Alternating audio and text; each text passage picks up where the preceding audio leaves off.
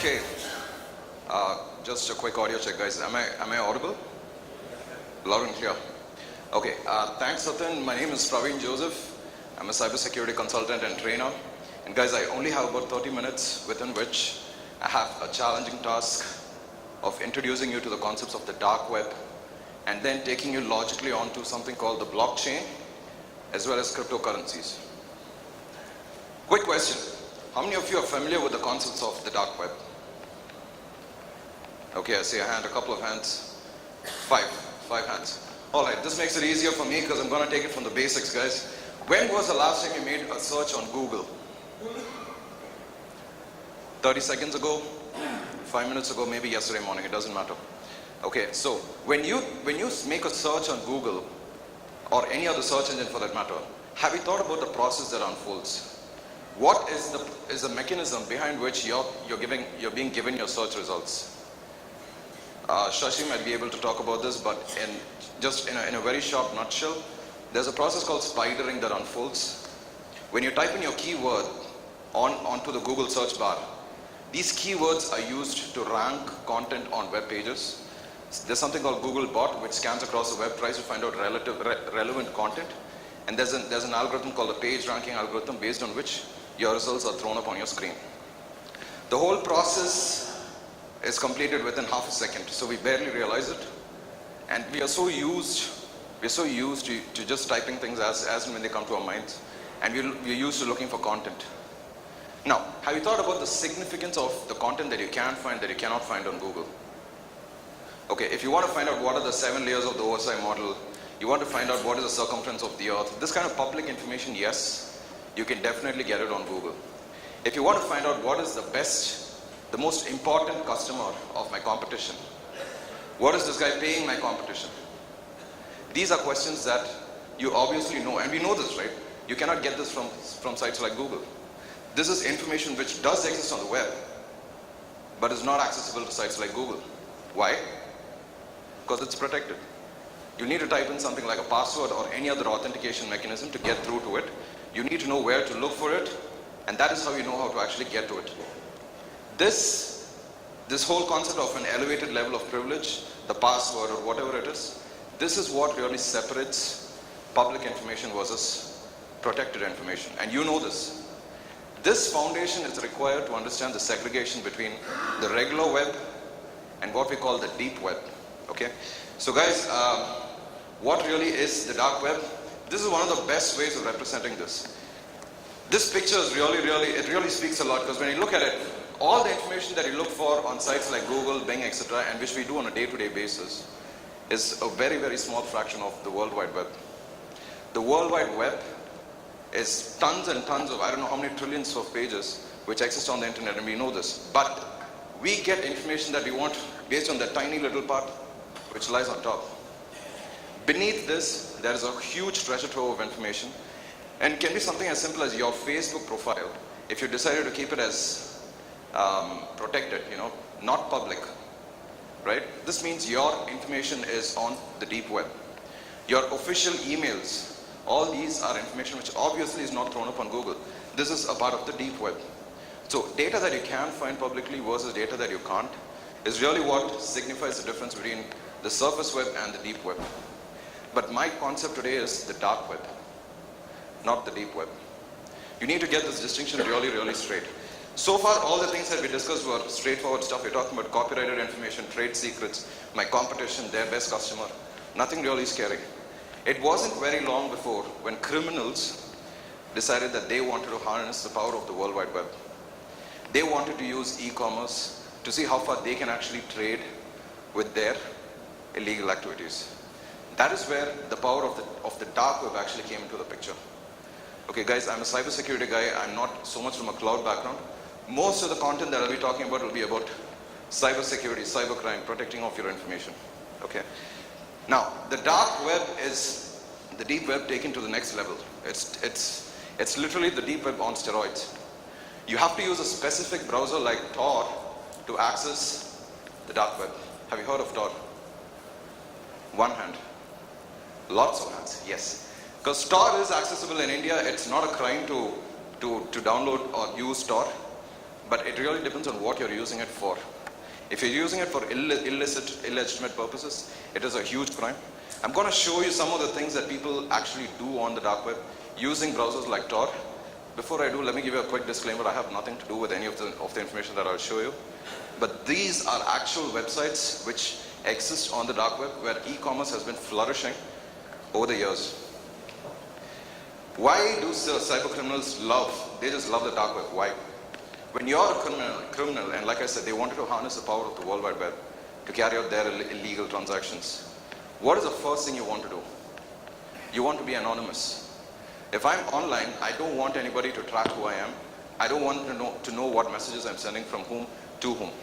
In today's world, when you're on the surface web, this is next to impossible. And we know this, we have willfully given up to this. When you use Skype for communications or WhatsApp, your card data is up on Google Play Store, your personal profiles, your professional profiles, everything is up on social media sites.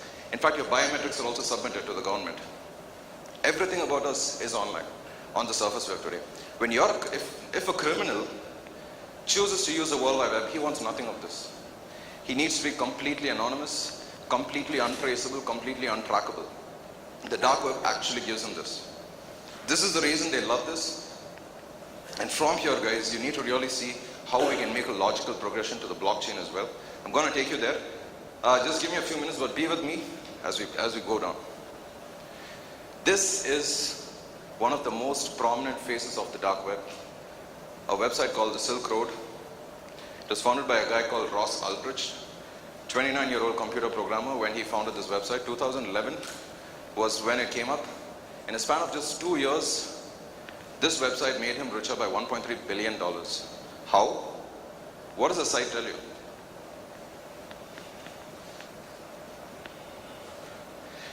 Drugs, ammunition, anything illegal that you want, this was the go-to place. The Silk Road was a face of the dark web, the most popular. It was literally the Amazon of the dark web. Everybody had to get onto this site to just buy all sorts of illegal, banned, substances, whatever it was. In fact, this individual had so many fake IDs, Ross Ulbricht, and finally he was arrested, I think when he was 31 years old. The FBI, the IRS, they all caught up with this guy and they arrested him. The website was shut down, and this was a huge piece of news. Does anybody remember this? Silk Road was in the papers. I remember reading this. The website was shut down, but in a matter of hours, it came back again. Okay, so again they had to find out the administrators of the website and arrest these guys. Again, version 2, version 3, it just kept springing back up. This really shows a volume of activity that goes on in the dark web. And there's a whole room of people here today. We didn't even know this existed. Many people don't even know this exists. Right? So I want to show you that there is a bigger part of the web, really, where a whole set of activities like this is going on.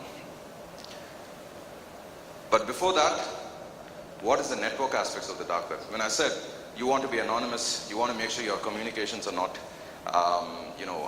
not tapped into by a third party, how do you actually achieve this? Guys, you have to, as I said, use really, really specific browsers if you want to get online on the dark web. Tor is the most popular browser that's used to access the dark web. It stands for the Onion router. Why do I say Onion? I'll explain that in a few more slides.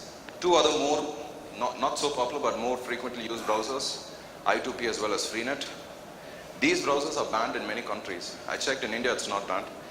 You can download and access these. But the reason for this is these browsers were founded by legitimate entities. In fact, Tor was founded in the mid-90s. It was developed in the mid-90s by the US Naval Research Labs for legitimate military purposes. It wasn't long before they let it out into the open for people to actually use, and then it started getting used for negative purposes. How does packet routing really happen in the dark web? Because this is a simple picture of a process that we do on a day-to-day basis. You have a regular computer. You have Chrome installed on your computer, and you use this to access a typical website, let's say google.com. You know the process that unfolds. Your command, when you type www.google.com, is passed on to your ISP, and the URL gets translated into the IP address. It traverses over a set of hops on the internet, finally reaches Google servers, and the content is thrown up on your screen. Happens in less than half a second. We barely think about this. Now, if you were to try and access a URL like this one up here, www.nonsensicaltext.onion, obviously Chrome would not even be able to read this. This is how a typical URL on the dark web looks. There's no .coms, there's no .gov, .in, there's none of the typical ICANN approved domain names are there on the dark web. All dark web pages have the .onion extension. Why? We look at it as we go down. How you need to access the dark web is, you need to have a browser like Tor, like I said, that's installed on your laptop. And when you try and access this particular dark web page, what happens is your command is traversed over a bunch of hops, like you see up there in the cloud. All of these hops are actually just individuals, users who have decided to become volunteer hops, volunteer nodes. They have Tor as well installed on the network. And through their computers, your command is eventually transmitted over to the server. The same route is then used to send the content back to your machine. What do you call this concept? Someone said that. Peer-to-peer. Who said that? Two hands. Can I have your name, please? Abhishek. Thank you. And? Ramkesh. Sorry? Ramkesh. Ramkesh and Abhishek. Perfect. Yeah. Peer-to-peer networking. If you're familiar with the whole concept of BitTorrents from the olden days, file sharing, right? Kazaa.com and these kinds of sites, you can actually become a part of the network. If you have files or computing resources on your computer that you want to share, you can actually offer it up. Other people can access these files from your computer. They can download them. The same concept of peer-to-peer networking is what the dark web is built on. Please keep this in mind, because this is the same concept that blockchain is also built on. We'll talk about it in a few minutes. Okay, so like I said, the packet is traversed over a bunch of randomly selected nodes. This randomness is really important, guys, because this is what throws people who want to tap into the conversation totally off the line. You really don't know what node is being selected. And the best part is, this node does not know what the source is, what the destination is. Each node only knows the preceding node as well as the next node. That's it. So I only know where the packet came from. I only know where I need to send it next. I don't know what the original source is. I don't know what the final destination is. Keeping this information obscure is really, really what throws in a lot of complexity into packet routing on the dark web. Okay. You also need to remember that not all these nodes are necessarily your friends. You can have police officers, you can have journalists, ethical entities as well operating on these nodes, trying to trace your communications. Or you can have people who are worse than you can have hackers as well. And typically this is the case when you're on the dark web. You see that most of the pages that you see that are up on your screen, they're not very genuine looking. You can become an easy victim of a phishing mail if at all you happen to be active on these websites. Okay, how does onion routing work? Is this clear? Okay.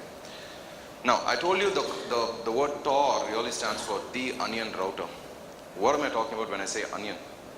What is the most distinguishing feature of an onion? It has layers. Yes, that's exactly what you see over here. So when you have a packet that has to be sent from source to destination, and this is the beauty of the Tor routing really. When you have a packet to be sent from source to destination, the number of hops is pre-selected. For each hop, one layer of encryption is applied to the source message. Okay, so when you send it on to the first hop, you have one layer of decryption. The second hop, the next layer of decryption, and so on and so forth. So in this case, I've only shown you 2 hops. What's really awesome is you can have as many as 6,000 hops. 6,000 randomly selected hops, 6,000 layers of encryption. How long do you think it will take for a packet to go from source to destination? It's definitely not as fast as what we're used to. And when I said less than half a second on Chrome, it typically takes a few seconds, a few more, like 5 to 10 seconds on Tor for a web page to load. Because there are as many as 6,000 layers of encryption and decryption that is happening between source and destination. This was a concept on which Tor was founded by the US military in the mid-90s. And this is really the beauty of Tor, because when you're on here, nobody can really see who you are. Nobody can actually trace your communication. Because even if I get your message, it's encrypted n number of times, as many as 6,000 like I said. I have no idea who the source is. I don't know who the destination is. I just know who the next hop is. Okay, now one vulnerability that you see here is, in the final hop, your message is clear. It's completely unencrypted, isn't it? This is the exit node. The final hop is called the exit node. There are methods of actually tapping into traffic if you identify what the exit node is. But if you saw on the previous slide, I said the route selected is always random. This randomness really makes it hard to find out what the exit node is. Okay? Was it a lot of, oh, it's clear. Okay. The problem, guys, is I only have 30 minutes and I tend to talk a lot, so I'll try to keep it short and fast. Dangerous and illegal activities on the dark web. Now, this is where I want to show you some of the illicit activities that happen here. Like I said earlier, disclaimer, I have nothing to do with this, but this is information taken from public sources, like I'm citing here. On The Economist, I found this survey that says the majority of illegal activities that happen on the dark web pertain to drugs. Okay, so I think it's up to 27% $27 million was spent on drugs on the dark web. And then the smaller part of the chunk really goes into things like fake currency notes, stolen credentials, your fake passports, fake government documents and things like this. All this can be ordered, can be purchased from the dark web. All right. When I said stolen user accounts, here's a simple example. What do you think was the latest major cybersecurity breach? Almost every other week we're seeing some form of cyber attack or the other on the news. Every other week. And last year was very, very interesting for the whole world of cybercrime. For us especially, we're really busy. Why? Ransomware. Perfect. The whole world was hit. WannaCry, Petya, not Petya, whatever it was, but there was so much activity going on in the space of ransomware. But there were also other not so complicated attacks. Equifax. Does someone know what Equifax was and what happened? Sorry.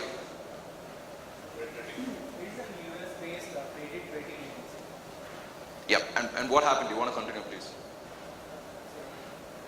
Do you want to continue what happened with Equifax? They have forget to encrypt the password. They've saved the password in plain text and not that encrypted, and the hackers get that file. True. Thank you. I'll just give you the quick picture, guys, for those of us who are not aware of this. Equifax is the oldest credit rating firm in the United States, more than 100 years old. A reputation that had been built over more than a century was destroyed in just a couple of months last year. Okay, what happened was in the middle of June or July, they discovered that they were the victims of a major cybersecurity breach. 143 million records were lost, were compromised in this particular attack. The way the company handled the whole fallout of the breach, it came under a lot of criticism. My personal view, it wasn't the best of ethics that were followed in this particular case, because the senior management of this particular organization, they tried to sell off their stakes in the organization even before the news was published. So this was discovered in June or July, like I said, but the news came out only on September. I think September 7th or 8th was when it was published, when the whole world came to know about this. Right? So the CEO came under a significant fire for the way in which the whole attack was handled. In fact, they're trying to push on additional cybersecurity insurance to their customers, saying, buy this from us, we'll protect you from further attacks. Right? Simple thing, but the reputation of over 100 years was destroyed in one simple attack. 143 million American citizens' records were breached. Where do you think these records were sent to? Most likely on sites like this, on the dark web. Every time when you hear that sites like Facebook, LinkedIn, Dropbox, Adobe, all these guys get breached, most likely the data records, the usernames and passwords are going to be sold on sites like this, on the dark web, for as little as $2. What do I do with a Facebook account that I bought for $2? I can use it to impersonate a person. I can use it to contact his or her friends, pretending to be him all the way. If it is a Gmail password, perfect. I can look into all his bank-related emails. He might have saved some passwords itself in his emails. We tend to do this. We become comfortable with, putting in all our sensitive data on Gmail just so we can access it easily. And on that one password, a lot of data lies, right? So yeah, it usually ends up on sites like this. Cloned payment cards, payment card industry, your credit and debit card numbers. There's a beautiful standard called PCI DSS, a security standard. Have you heard of this? Payment card industry data security standards. One of the best security standards that I have seen, and I've specialized in this particular standard as well. A lot of technical requirements that any bank, any payment processor, or any entity that stores, processes, transmits card data a lot of these requirements, more than 300 of these requirements that they need to comply with. When these get breached, your card numbers get, disclosed to unauthorized entities. Most likely they get sold up on sites like this on the dark web. Every time a company suffers a significant breach, they hire researchers to go up on the dark web and see if their records are actually up there for sale, right? Counterfeit currency notes as well. Yes, I think you can get $50 bills for just a few bitcoins out here. You can also buy euro notes. All these are fake notes. And I don't know how, but they have a way of shipping these through customs onto the buyer's address. Similarly, you can also purchase passports, UK passports, for a few bitcoins. Unfortunately, it's not very clear here, but less than 1 bitcoin is what I think. Right? So when you looked at these slides on the previous section, I used the word Bitcoin multiple times. What is Bitcoin? Why was Bitcoin the currency of choice for these criminals? Have you ever thought about this? How many of you have seen the WannaCry ransomware screen, the screen that's thrown up on your computers when you get hacked?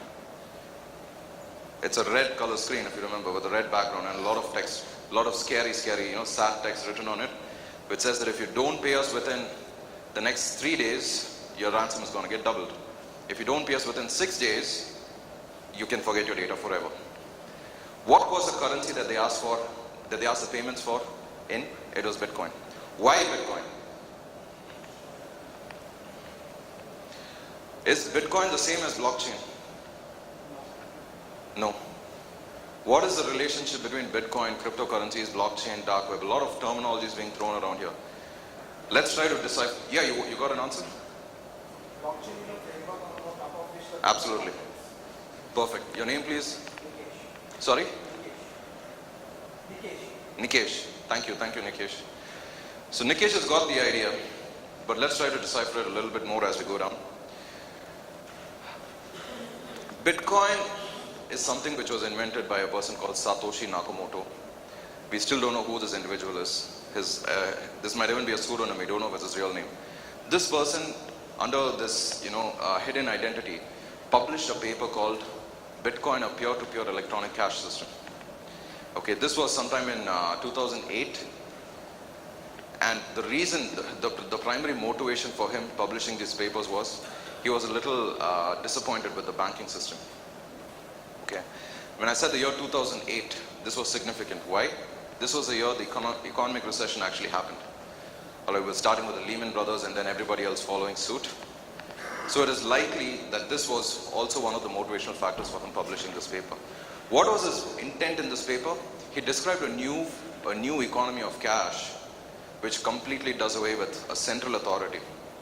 Today we go up to a bank, we submit all our details to the bank, including our name, our government identities, our passports. If you have any pay slips, yes, those as well. If you have previous bank accounts, all this goes into the bank account, into the bank, and the output is you can open your bank account. We are comfortable with this system today. We are trusting the bank with all our data. 143 million Americans did the same thing with Equifax, and these guys were hit and were asked to actually purchase cyber insurance by Equifax. The same concept still happens today. We are more than happy to submit our details to a bank. We trust him. Satoshi Nakamoto begged to differ. He wanted a system where you just eradicate the bank, get the bank out of the system. You just have one public distributed ledger. Now those of us from the financial background, or even not, you would be familiar with the concept of ledger. Right? It's a balance sheet with a collection of transactions. At the end of the day, everything has to check out. Everything has to add up to each other. Now what if I take all of my banking transactions? Your name, please? Manish. Manish takes his banking transactions. Everybody else, all of us take our banking transactions, anonymize them, so we don't know which is mine, which is yours. Put them all one on top of the other onto one network. Alright? So now we have a peer-to-peer network where all of us are talking to each other. We can transact with each other. All of my banking transactions are there. All of yours, everybody's transactions are, bundled up one on top of the other. We don't need the bank. This is the idea that Mr. Nakamoto had when he published this paper. Is banking the only use of blockchain? When he published the paper, he spoke about Bitcoin and currencies, and he had this idea of a financial economy, essentially, when he published this paper. A financial economy without the bank. 2008. 10 years ago. Over time, it wasn't long before people started realizing, hey, this blockchain framework can be used for other purposes as well. A lot more of other purposes. In fact, I was at a summit just last month on a blockchain summit, and I was blown away by the ideas that people came out with. Fractional ownership of supercars. I still don't understand how they're doing it, but it is on the blockchain.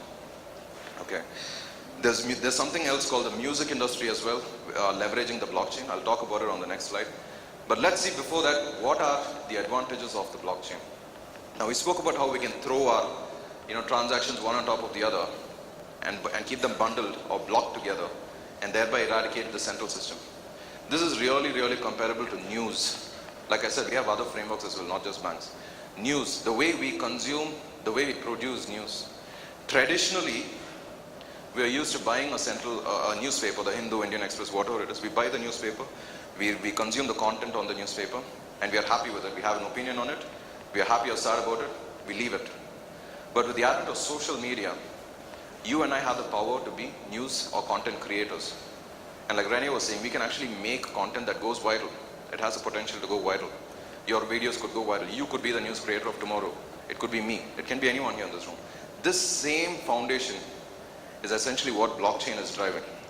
So you have a peer-to-peer network, no central connecting server, nobody's centrally administering the whole network. And essentially you have distributed, decentralized flow of information, which is transparent to everybody, and it cannot be changed. It really cannot be changed. Why? Because like I said, they are all bundled one on top of the other. How do they get bundled one on top of the other? We'll talk about it on the next few slides. The keyword, guys, is hashing. Who knows what hashing is? No worries, we'll talk about it. Okay. Now, like I said, the music industry is one of the use cases where blockchain is being adopted. Blockchain is being looked at to address certain existing traditional problems.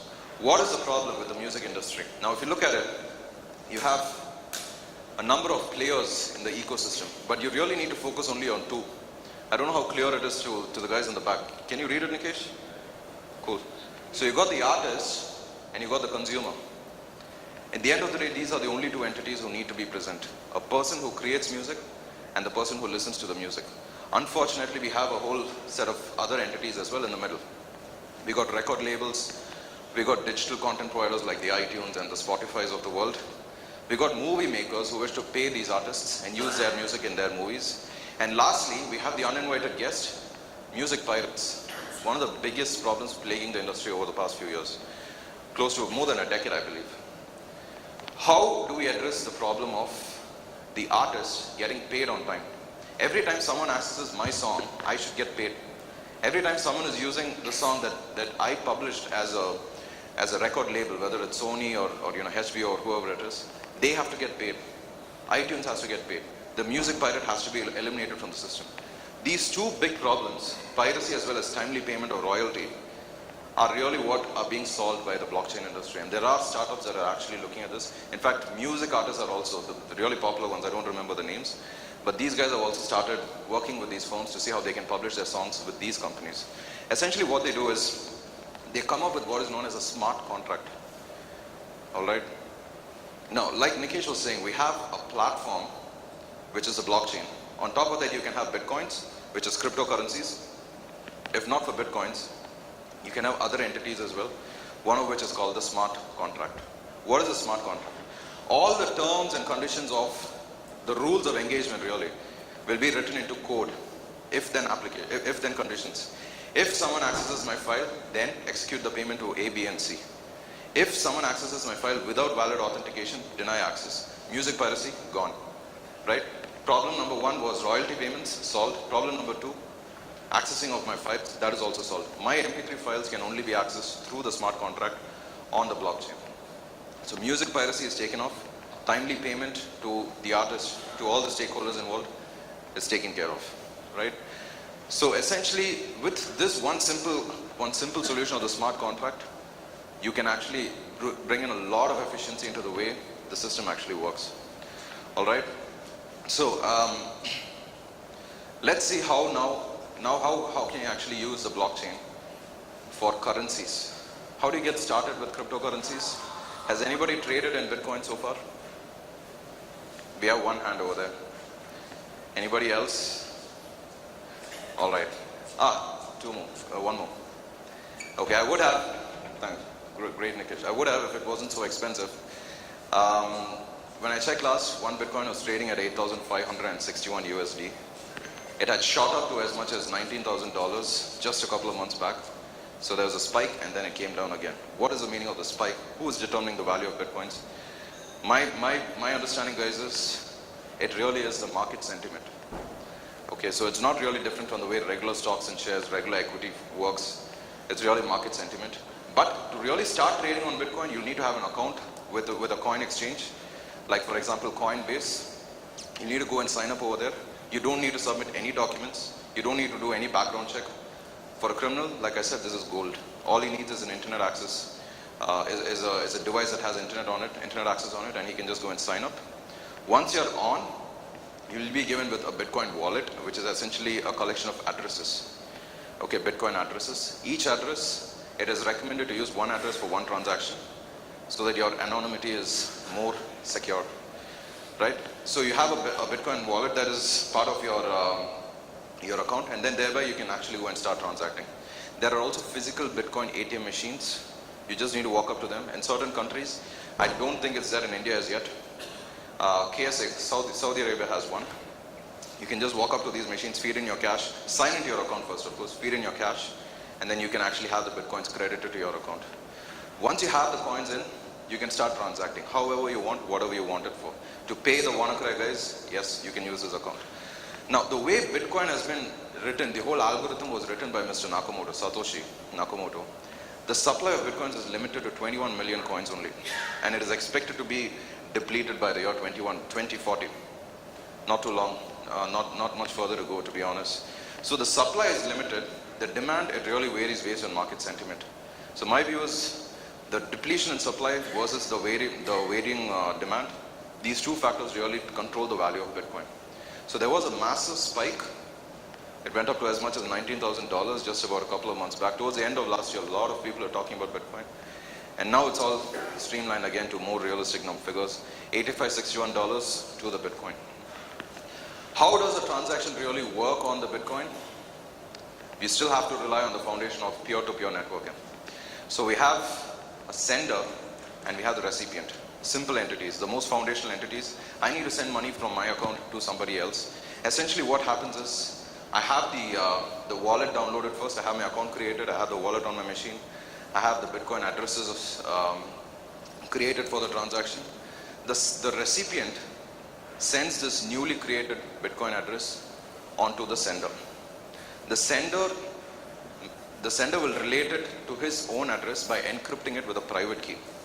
Okay, this private key is not to be seen by others, but the public key, which was sent by the recipient over to the sender, that can be seen by anybody on the blockchain.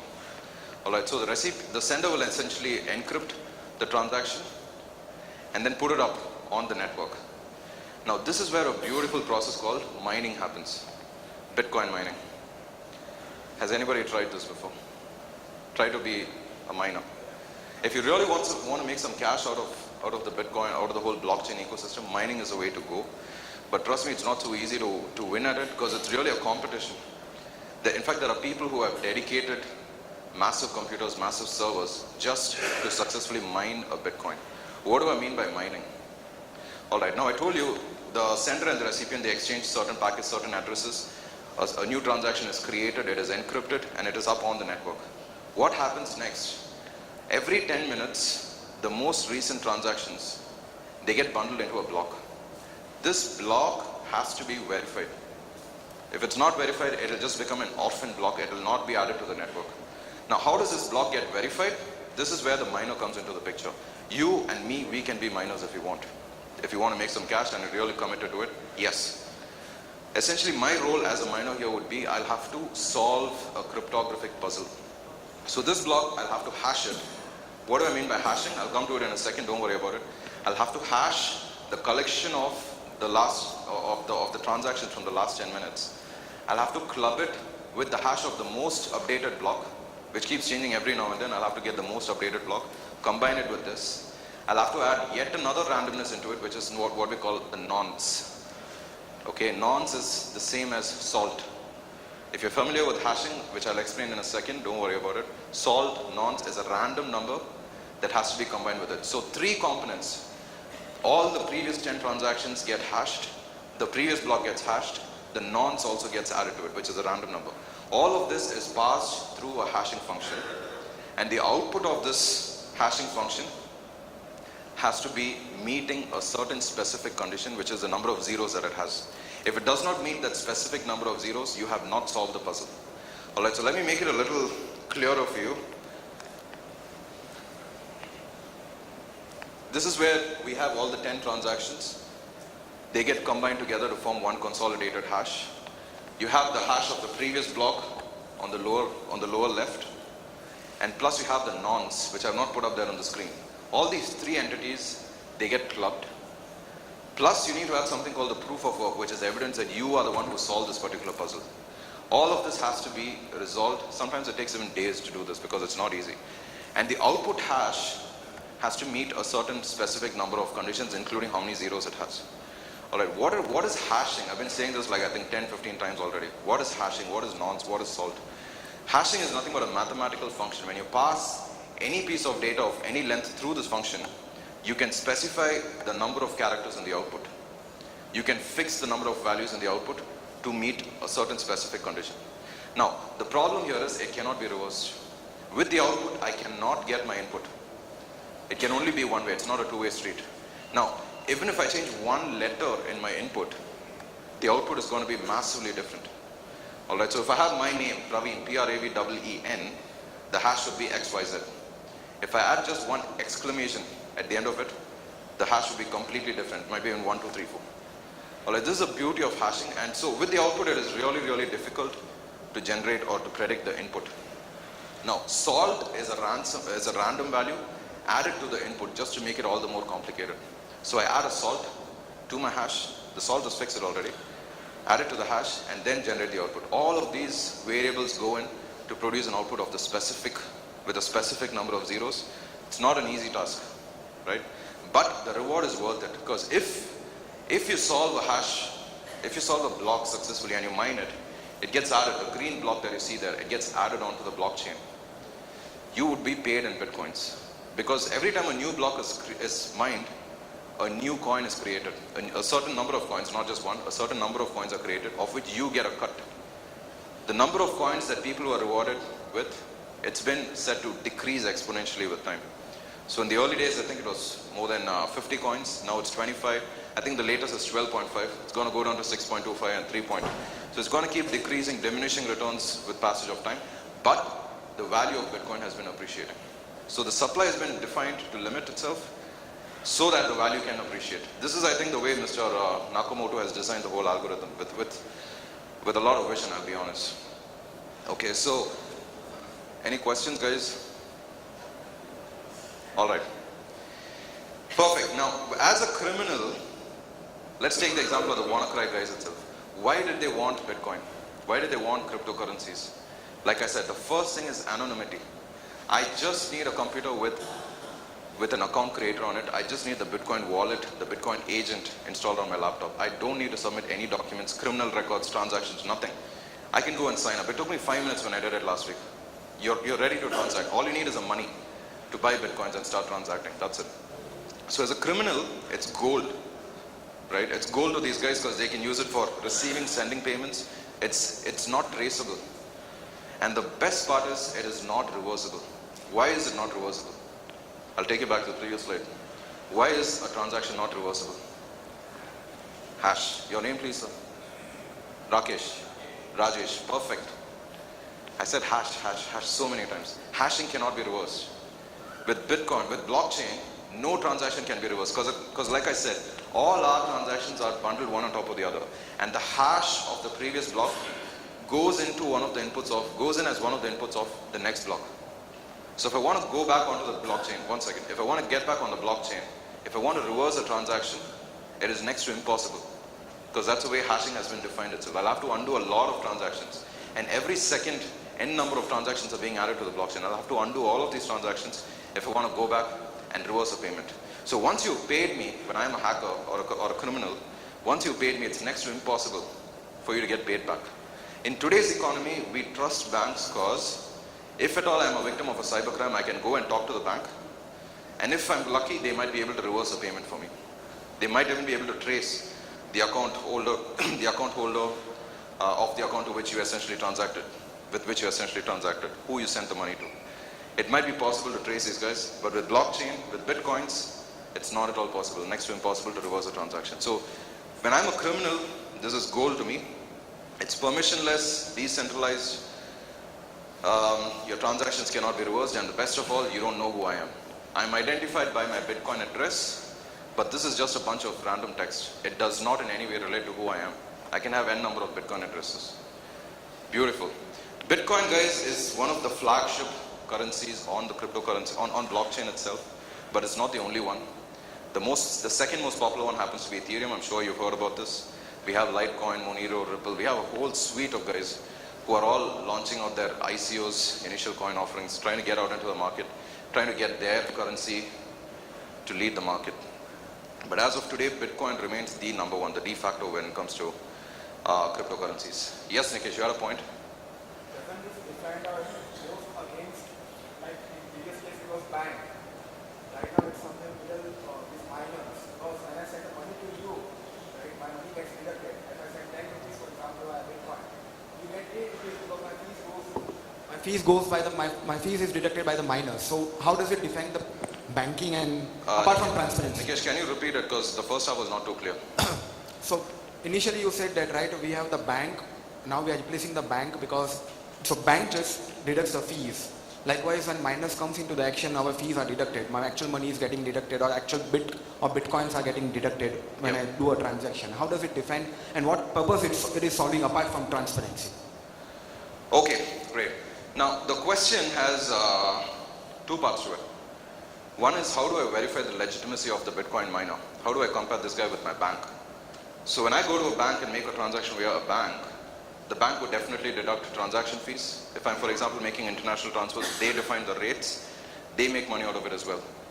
The Bitcoin miner is just an individual. He's not an organization. We cannot compare them with the banks. But these are a necessary part of the system itself. Now, the money is sent from Mr. A to Mr. B. Your account is credited and debited. That is fine. But newly created coins are also added into the ecosystem. Like I said, every time a transaction is, a block is mined, n number of new coins are added into the whole ecosystem. So you add more coins to the table, the miner takes a cut out of it, and then you have n number of coins to play with. Does it make sense? Thank you. Alright guys, so this was it about my session. I'm really happy I was able to stick to the, I haven't, okay, the timeline. I'm almost done with my time. Usually this is a session that takes 70 minutes, 60 to 70 minutes, because I go on and on, like I said. I'm glad I was able to stick to the time. Guys, before I wrap, I want to introduce my team. I'm based out of the Middle East office in Dubai. I'm part of Ingram Micro UAE, working for a really lovely team called Ingram Micro Cybersecurity team. What do? We have a whole suite of solutions for partners and also for vendors focused on cybersecurity. So we have consulting solutions, we have trainings, and we have all these vendors listed up with us. The list is growing, and all these are cybersecurity vendors. The list is growing as we speak. So under services, we have senior consultants. I'll show you their profiles in a minute. We do risk assessments, we do on-site assessments, gap assessments, helping organizations protect and defend themselves from falling into crimes like the ones that we saw on the dark web. So we have certified guys with, I think, 10 or 15 years of experience each in cybersecurity who go down, work with partners, work with end customers of partners, help them to meet their cybersecurity compliance requirements. We also have technical solutions like the penetration tests, vulnerability assessments, the usual stuff. That is also definitely part of our solution set. We run random as well as scheduled pen tests, try to identify vulnerabilities on their systems. We have trainings. Like I said, I'm a consultant and a trainer. Training is one of the areas where I'm really focused on. We have certification trainings, general awareness trainings on cybersecurity. Have you heard of GDPR? Yes, I'm very sure, because India is one of the regions that is really going to be affected by GDPR. For those of us who haven't heard about it, the General Data Protection Regulation comes into effect on May 2018, the 25th to be exact. So less than 4 months, guys, within which we have a whole set of compliance requirements pertaining to data privacy as well as data security. Any organization that deals with the data of a European Union individual is required to comply. It doesn't matter where you're located in the world. You can be in India, it may be China, anywhere in the world. You have to comply with this. If not, we are looking at fines that can be as high as 20 million euro. Okay, this is not something which is to be taken lightly, and boardroom discussions are really being colored by how the organization is going to approach GDPR. We have solutions to help organizations meet GDPR. All right, one of the requirements in GDPR is that you need to appoint someone called a Data Protection Officer, DPO, and this is applicable to pretty much any major Indian company that we're looking at today who deals with EU data. Right, so the DPO is a person who has significant expertise and proficiency in the area of data privacy. One of the best ways of demonstrating your expertise is by holding two certifications called the CIPP-E and the CIPM. This is coming from the IAPP, the International Association of Privacy Professionals. We train people to actually achieve these certifications. In fact, we have people who are already certified and are helping our partners and their end customers to complete the certifications. In fact, I'm a CIPP-E myself, so I do the trainings, help people to get certified. This is one of the most de facto certifications to hold if you have to be a DPO. And plus, yes, we do certification trainings, including the scariest one, CISSP. Any CISSPs in the room? Okay, one of the toughest cybersecurity certifications, 6-hour exam. But good news is they've reduced it now to 3 hours based on adaptive testing. So if you're taking the test in English, you have a mechanism to, they have a mechanism to decide whether you'll pass or fail within just about 2 to 3 hours of you writing the exam, based on which you can complete the exam in 100 questions. If not, it is 250 questions, 6 hours, a brutal exam. I took it in 2012. I'm glad I passed it. We help people actually complete this. If you are interested, yes, we can definitely work together on this. This is the team, guys. That's my boss, Mr. Mark Carstens, who heads the cybersecurity team. A very, very busy individual who keeps traveling all over the place. Mauya Depsui is the senior consultant. He and I work together on the consultancy aspects. Jessica is our marketing specialist. Mona is our cybersecurity solutions architect. She is working with Mohammed Kataksha on the right side to actually architect solutions across multiple vendors, multi-vendor architecture solutions. Both of them are working together for the end customers. Vikram is a really, really efficient and very proficient guy. Product specialist for Alien Vault as well as for FishMe. Shannon recently joined us in terms of business support. And then there's myself, consultant as well as trainer. Okay guys, that was it. Thank you so much for your attention. If you have any questions, now's the time. Yes, please.